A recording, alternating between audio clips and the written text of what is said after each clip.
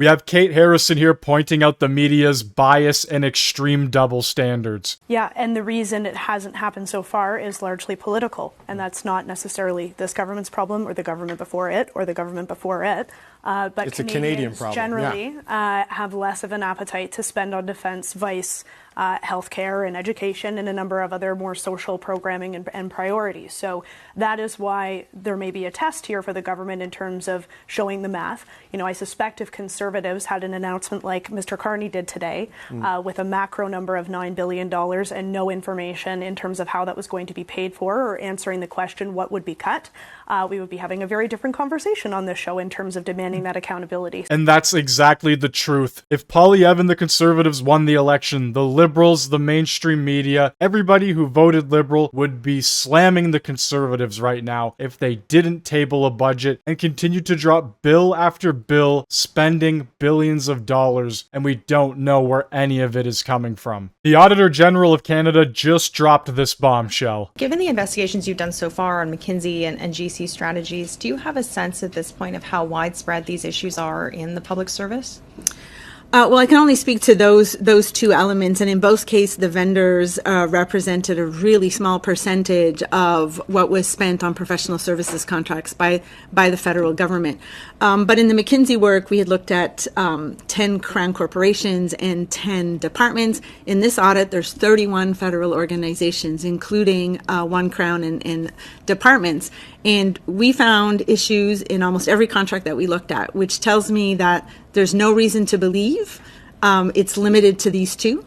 And it's time for the public service to go back to the basics and understanding procurement rules and why they should be followed. Systemic corruption on 100% of the contracts. So it's not just simply GC strategies. It goes much, much further. We have the US ambassador to Canada saying it will be exciting to have a close competition between the US and Canada, two G7 countries competing. Any of these, as your prime minister has called it, are any of these transformational issues easy to deal with? No, they are difficult. But once we get through this transition period, the expectation is, and the expectation, you've got some issues here in Canada that the prime minister wants to address that are going to be tough to deal with. But the hope and the expectation is that when we're done transforming, much of our sector, that the Canadians are done transforming much of their sector,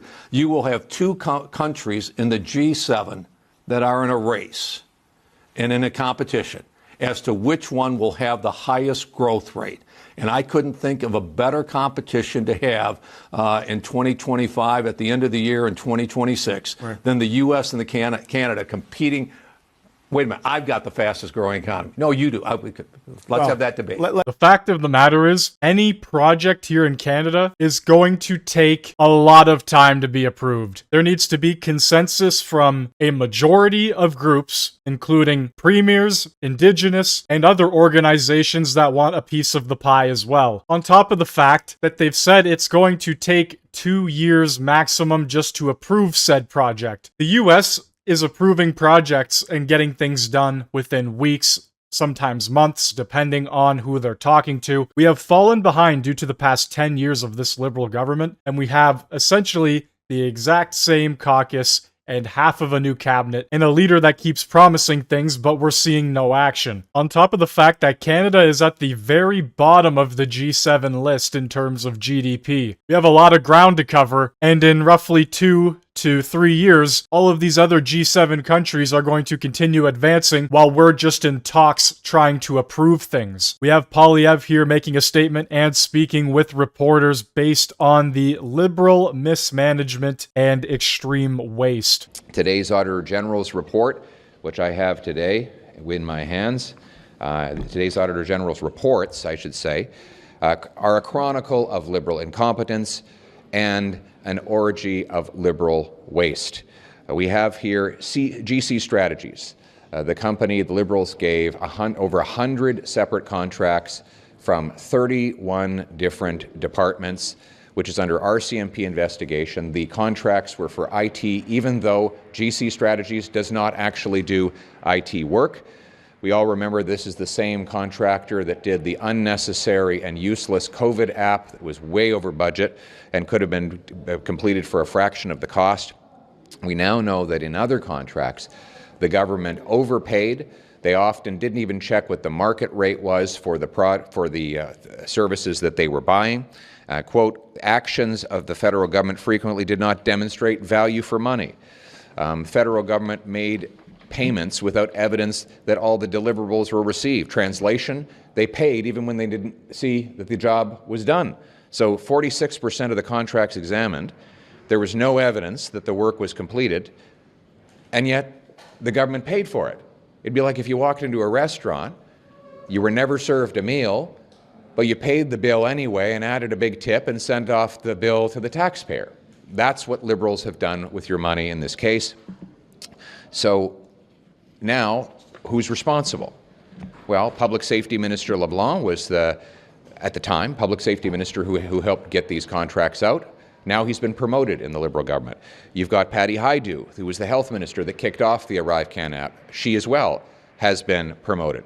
And then you've got F-35s. Liberal mismanagement of the process has now driven up costs by 50%, or $9 billion. The infrastructure delays are going to mean we need 2 fighter squadrons slated for completion in 2031, more than 3 years late, forcing extra spending on interim facilities. They haven't recruited enough pilots to fill the gap. They've got weak project management, risk management, and coordination plans remain incomplete and slow. And the bottom line is that rising costs, construction delays, staffing gaps, weak oversight threaten the ongoing introduction of the fighter jets. And who was responsible for that?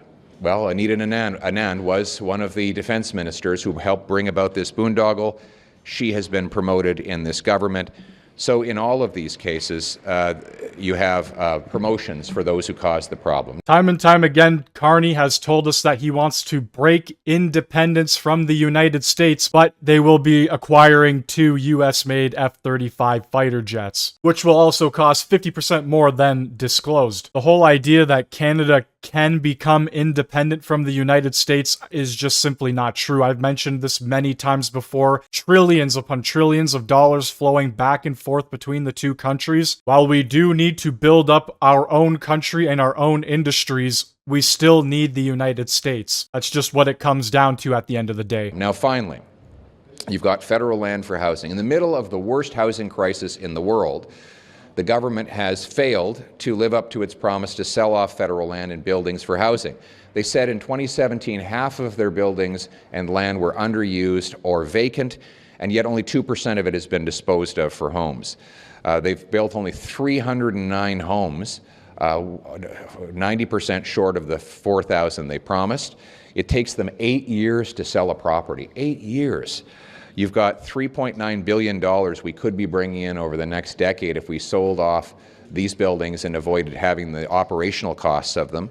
And the fact that they've missed these targets means that there are countless young people who can't afford homes, single mothers who pay higher rent, seniors choosing between eating and heating because the cost of housing is out of control. Again, the housing minister who caused this disaster has now been promoted to Liberal Minister of Justice. So it is the same Liberal ministers, the same Liberal gang, making the same Liberal mistakes that cost Canadians a fortune. And that is why we are calling for accountability. We're calling on the government to get our money back. They need to go to GC Strategies and get our money back so taxpayers can be made whole. We must ensure our government spends money wisely to protect the taxpayers, to make sure this is a country where hard work pays off with a great life in a beautiful home on a safe street. What do you make of the fact that public servants are not being held accountable for failing to check that this work, signing these contracts and never checking that the work's going to be done? Should there be punitive measures here? Well, yes. I mean, anybody who did that should be fired, but the politicians should be held accountable as well. I mean, I just finished listing all of the Liberal ministers that were in charge of these various departments that went ahead and spent this money even though it was unnecessary. I mean, look at Patty Hajdu. We said that the ArriveCan app was unnecessary, and they went ahead and used it anyway. We didn't need it. It didn't do any good, and it cost a fortune. Why was she not held accountable instead of promoted by Mark Carney? Why was Dominic LeBlanc, who was the public safety minister, not held accountable? Why was Sean Fraser promoted after he made these mistakes?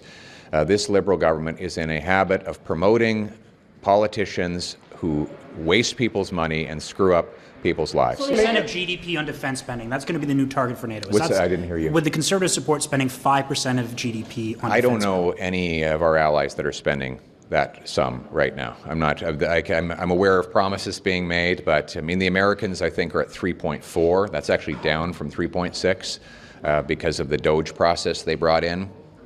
But we want more money for defense, want to rebuild our armed forces. The other thing we want to focus on is value for money. So let me give you, here we have the report on the fighter jets. There we go. Oh, you got a second one, just in case. Just in case I want to read it twice, he's got a second copy. But here you are with this report. If you have another 10 or 15 boondoggles like this, you can probably hit the 5%. So the question we have to ask ourselves, is the goal to push out as much money as possible, or is the goal to have the best equipped, the best trained, and the best quality of life for our military? And I think it's the latter. This is the former chair, and he deserves some credit for bringing this to light. Look, I'll just say I'm looking forward to the committee sitting as soon as possible once it's reconstituted later this week. As you know, we brought to light a lot of the findings around ArriveCAN. I think the committee work resulted in the government promising to get money back. We want to see how they've done on that. Similarly, I think it initiated a number of the police investigations. We'd like updates on that.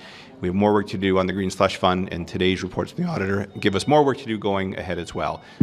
And I'll had our Treasury Board critic as well, Stephanie Kuzi.